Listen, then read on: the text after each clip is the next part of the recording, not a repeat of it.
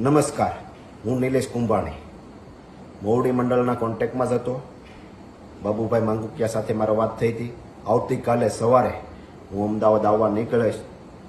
મારા પરિવાર, સગા સંબંધી, મિત્રોને મેં કીધું હતું કે કોંગ્રેસ પાર્ટી આપણી સાથે છે, આપણે કાંઈ ડરવાની જરૂર નથી.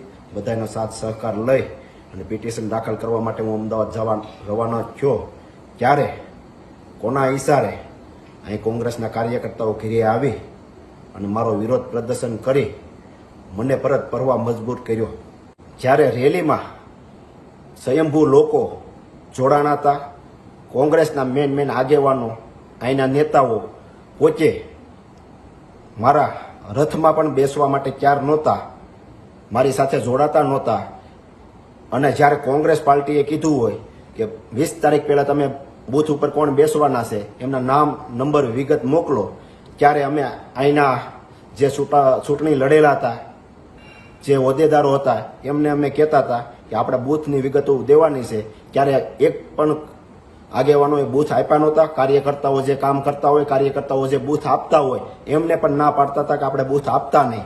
અને પબ્લિક પણ જાણે છે કે આમાં જે અત્યારે વિરોધ કરે છે એ પહેલાં ભાજપ સાથે બેસી ગયા હતા અને એક પણ અમારી સભાઓમાં કે અમારી સાથે ડોર ટુ ડોર એમાં એક પણ અહીંના આગેવાનો આવ્યા નહોતા. અત્યારે ખાલી વિરોધ કરવા બેસી ગયા છે.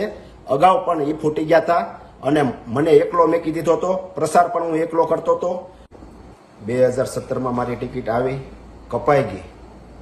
ત્યારે પણ ભારતીય જનતા પાર્ટીનો ઓફર હતી કે ભારતીય જનતા પાર્ટીમાં જોડાઈ જાઓ અથવા અપક્ષ લડો અથવા કોંગ્રેસ વિરુદ્ધ નિવેદન આપો. તોય પણ મેં કોંગ્રેસ પાર્ટીને કાંઈ નુકસાની જાય એવું એક પણ નિવેદન આપ્યું નહોતું.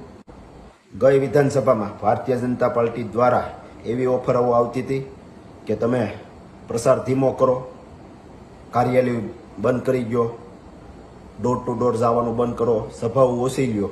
ત્યારે અમારા સાથી ઉમેદવારોએ ઘણાએ એ ઓફર સ્વીકારી લીધી હતી અને 2700 મત મળતા હોય ત્યારે એણે ઓફિસો બંધ કરી દીધી હતી, પ્રસાર કરવાનો પણ ધીમો પાડી દીધો હતો. અને એમના કાર્યકર્તાઓ, સગા સંબંધી મિત્રોને કહેતા હતા ભારતીય જનતા પાર્ટીને મત દેજો. પરેશભાઈ ધાનાણી જ્યારે પહેલી સભા લેવા સુરત મોટા વરાસા આવ્યા ત્યારે કોંગ્રેસના આગેવાનો દ્વારા કોંગ્રેસનું ટેજ ટૂંકું પડતું હતું. તે પહેલાં 1-2 કોંગ્રેસના આગેવાનોને ફોડી નાખવામાં આવ્યા હતા કે કોંગ્રેસને સભાઓમાં કે ટેજમાં કે રેલીમાં નહીં જવાનું.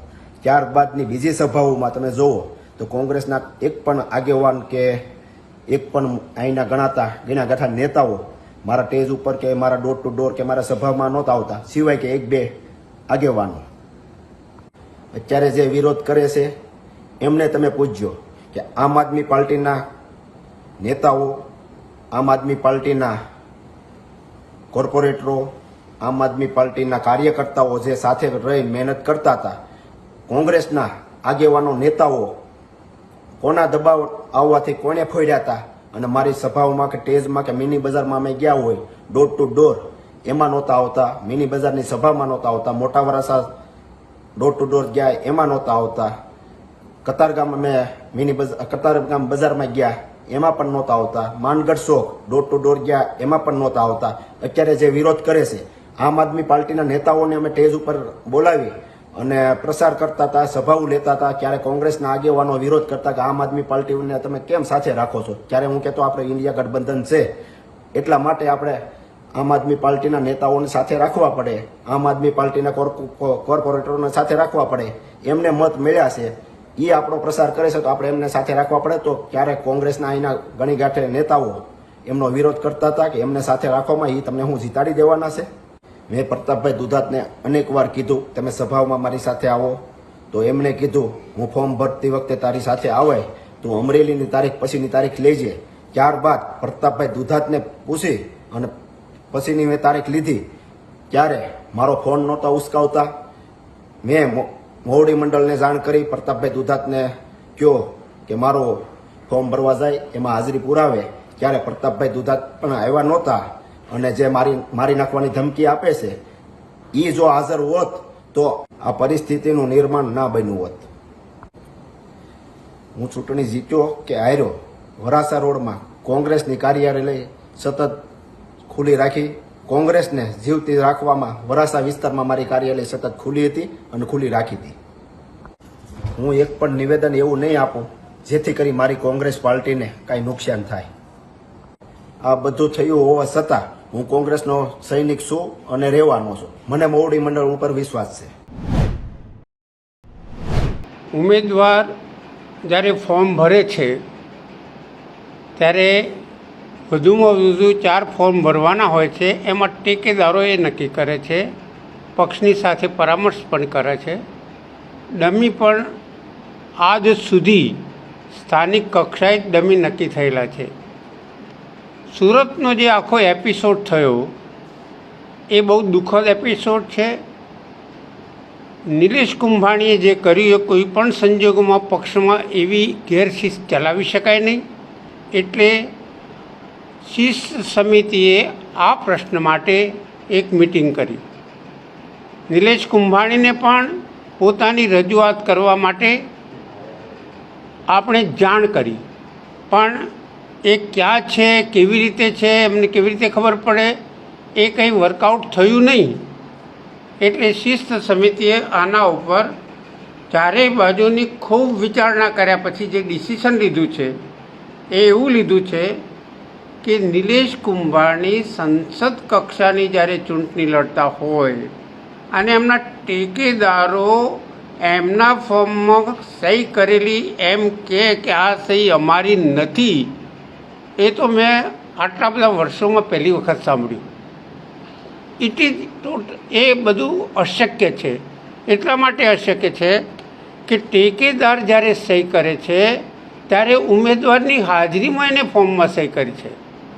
એ ફોર્મની રજૂઆત થઈ ત્યારે ટેકો કરનાર ઉમેદવારે ત્યાં ઉપસ્થિત રહેવું જોઈએ, એ ન રહ્યા. એટલે આખો જે બનાવ બન્યો છે એ શંકાશીલ બનાવ છે.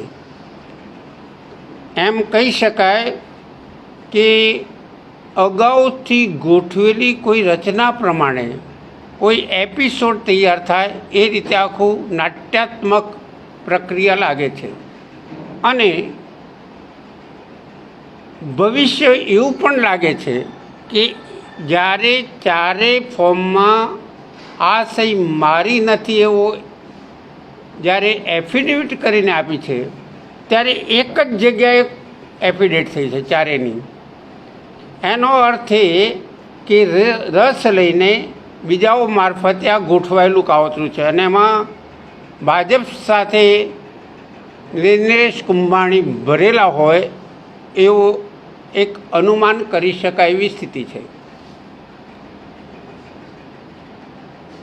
સુરતની પ્રજા પોતાનો વોટ આપવા માટે થનગનતી હોય તે સંજોગોમાં નવા યુવાનો જે પહેલી વખત આપવાના છે વોટ, એનો જે ઉમળકો છે, એનો થનગનાટ છે, એવા સંજોગોમાં એક ઉમેદવાર પોતાનું ઉમેદવારી પત્ર પાછું રદ થાય એનું અને એના ટેકેદારો સહી પાછી ખેંચી લે, મને લાગે છે કે આ અસંબંધ છે. મેં તો 40 વર્ષમાં કોઈ દિવસ આવું બનેલું જોયું નથી, રાજકારણમાં સક્રિય હોવા છતાં. એટલે આમાં કંઈક પાછલા બારણે કંઈક સમજૂતી, કંઈક દબાણ, કંઈક તત્વોએ એમાં ભાગ ભજવ્યો છે, એ હકીકત છે.